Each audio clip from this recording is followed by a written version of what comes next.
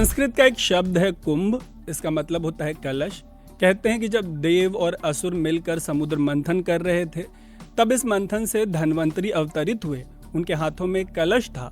इस कलश में अमृत भरा था, वही अमृत जिसको पीने के बाद अमरत्व की प्राप्ति होती है। देवता नहीं चाहते थे कि अमरत्व की प्राप्ति वाला अमृत असुरों के हाथ लग जाए। फिर क्या था, इंद्र के पुत्र जयंत ने अमृत का कलश पकड़ा और दौड़ लगा दी।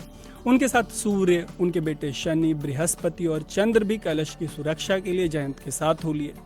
जब जयंत अमृत कलश लेकर दौड़ लगा रहे थे, तब इसकी बूंदें ऐसा माना जाता है, ऐसा कहते हैं कि 4 जगहों पर जाके गिर गई। इन 4 जगहों में हरिद्वार, प्रयागराज, उज्जैन, नासिक, त्रयंबकेश्वर के नाम शामिल हैं। ये तमाम जगहें हिंदुओं की पावन भूमियों में शामिल हैं।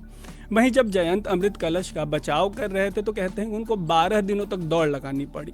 और जैसा कि देवताओं के मामले में इंसानों का एक दिन 1 साल के बराबर होता है, कहा जाता है कि इसी गणना के हिसाब से हर 12 साल में एक बार कुंभ का आयोजन होता है। कुंभ मनाया जाना इस पर भी निर्भर करता है कि उस समय सूर्य, चंद्र और बृहस्पति की स्थिति क्या है। 12 सालों में एक बार के अलावा प्रयागराज और हरिद्वार में हर 6 साल में एक बार कुंभ मनाया जाता है। हर 6 साल में जिस कुंभ का आयोजन होता है उसे अर्धकुंभ कहते हैं, और 12 सालों में एक बार मनाए जाने वाले कुंभ को कुंभ कहते हैं। वहीं 144 सालों में एक बार मनाए जाने वाले कुंभ को महाकुंभ कहा जाता है। सबसे खास बात यह है कि जिन 4 जगहों पर कुंभ मनाया जाता है, वो चारों ही किसी न किसी नदी के किनारे बसे हैं। हरिद्वार में गंगा का वास है, प्रयागराज में गंगा, यमुना और अब नहीं दिखाई पड़ने वाली सरस्वती के संगम का वास है, और उज्जैन में क्षिप्रा नदी बहती है। वहीं नासिक, त्रयंबकेश्वर में गोदावरी नदी के किनारे ये शहर जो है वो बसा हुआ है। मान्यता तो ये भी है कि अगर कुंभ के समय इन नदियों में डुबकी लगाई जाए तो सारे पाप धुल जाते हैं।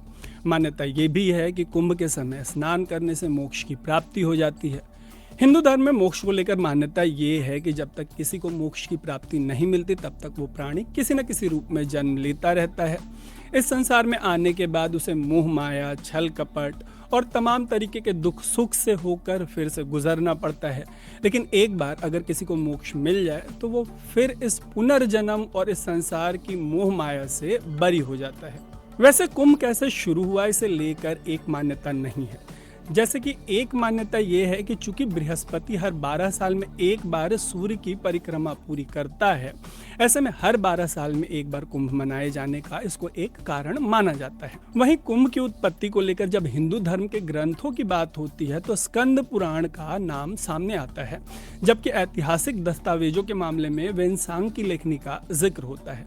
रिपोर्ट्स के मुताबिक वेनसांग ने भारत यात्रा जो उनकी थी, उस दौरान 7वीं सदी में एक मेले का जिक्र किया। ऐसा माना जाता है कि वेनसांग ने जिस मेले का जिक्र किया था वो कुंभ का मेला ही था।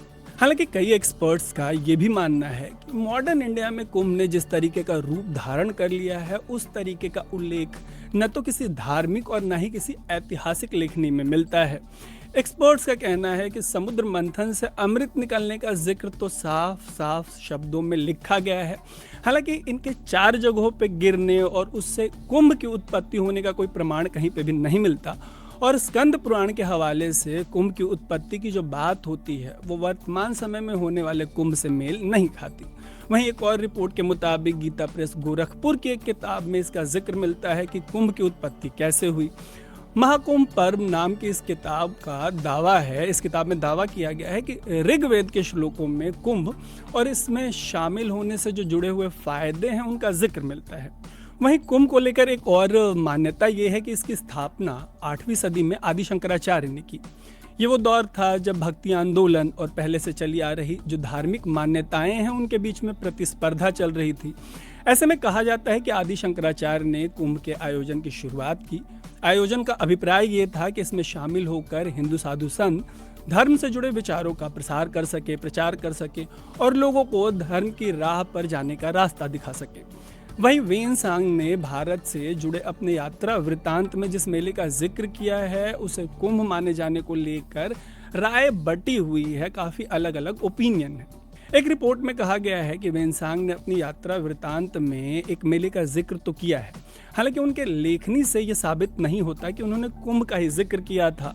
आगे कहा गया है कि प्रयागराज में तब ऐसे ही एक माघ मेले का आयोजन होता था। बाद में शहर के पंडितों ने इसे 1857 के विद्रोह के समय कुंभ का नाम दे दिया।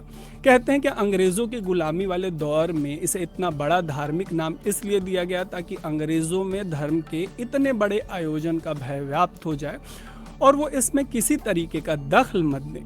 हालांकि इस दावे को लेकर भी कई विरोधाभास कॉन्ट्रडिक्शंस मौजूद हैं और कहते हैं कि यही विरोधाभास हिंदू धर्म को बाकी धर्मों से अलग बनाते हैं। कहते तो ये भी हैं कि इन्हीं कॉन्ट्रडिक्शंस की वजह से, इनको अपने में समेट लेने की वजह से हिंदुइज्म फलता फूलता रहा, और कहते ये भी हैं कि इन्हीं विरोधाभासों की वजह से हिंदू धर्म भविष्य में भी फूलता रहेगा।